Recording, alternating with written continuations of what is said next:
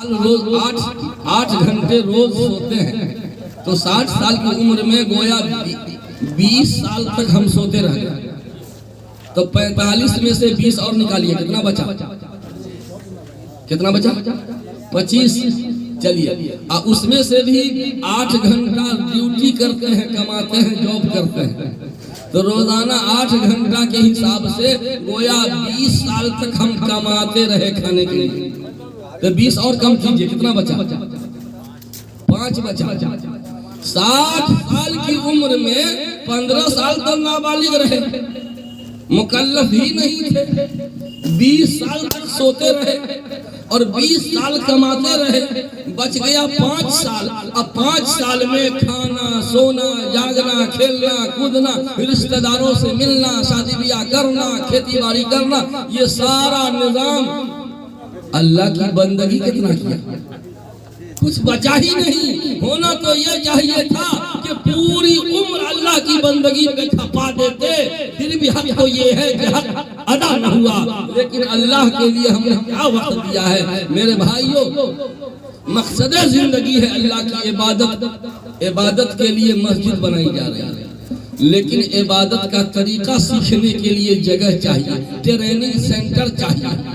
बगैर ट्रेनिंग दिए हुए पायलट बना दिया जाएगा आपको, हवाई जहाज हवाले लो उड़ाओ, नहीं, पहले ट्रेनिंग।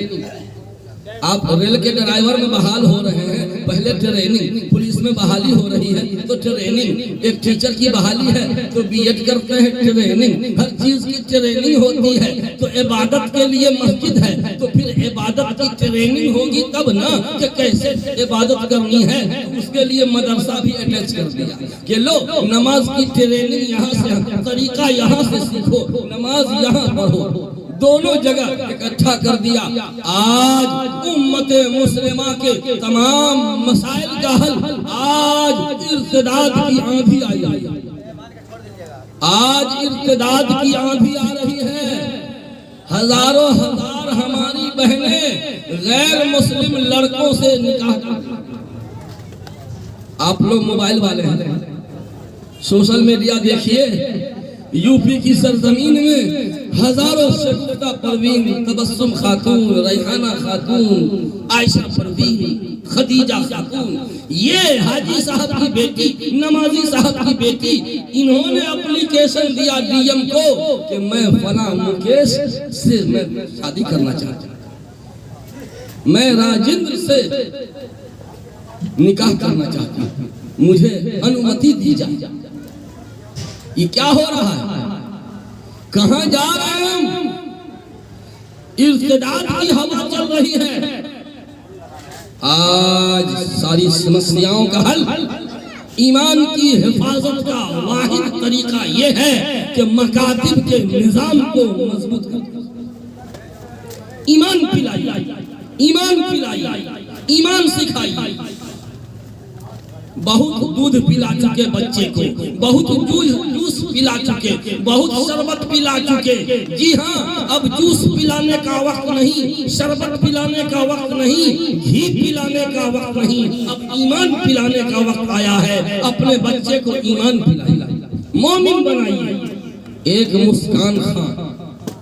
मुस्कान खां का निकाब में, हिजाब में देखा, सोशल मीडिया पे कितना वायरल हुआ है। मुस्कान खां वो लड़की है, बीकॉम की तालिबा है, सैकड़ों गीदड़ों ने घेर लिया। जी, जय श्री राम के नारे लगे, सैकड़ों गीदड़ों ने घेर लिया।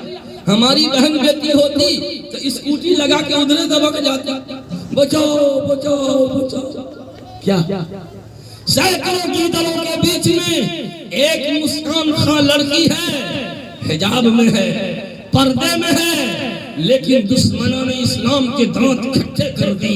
ये शेरनी शेरे बबर की तरह ललकारती है, ऐ वक्त मुझको खोखली दीवार मत समझ, सदियों से जलजलों के मुकाबिल रही हूं मैं। जो रोक सको तो रोक लो, जो रोक सको तो रोक लो। हजार दाम से निकली हूं एक जुम्बिश में, जिसे गुरूर हो आए मुझे शिकार करे।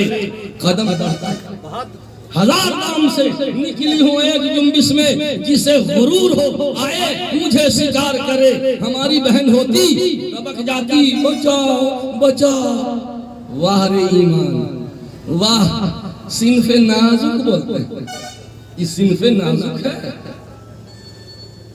एक लड़की ने सबक दे दिया अपनों को भी गैरों को भी। अपनों को क्या सबक दिया? मुसलमानों को सबक दिया। तमाम दुनिया जहान के बेटी के बाप को पैगाम दे दिया कि मुस्कान खां के बाप ने ईमान कितना पक्का कर दिया था, कितना ईमान का रंग चढ़ा दिया था। सैकड़ों गीदड़ भूख रहे हैं और एक शेरनी है जो ललकार रही है और कहती है अल्लाहु अकबर अल्लाहु अकबर अल्लाहु अकबर। सुना, देखा ना भाई, ये कहां से हुआ? ईमान पिलाया गया, तरबियत की गई। ईमान को दिल के अंदर, कान के रास्ते, मुंह के रास्ते, आंख के रास्ते से डायरेक्ट दिल में उतारा गया। इसलिए मेरे भाइयों, आज तमाम मसाइल का हल ये है कि अपने बच्चों की सही तरबियत, दीनी तरबियत। गुजरात में ज़लज़ला आया था 2001 में, जबरदस्त ज़लज़ला। कच्छ और भरूच का इलाका तबाह हो गया था।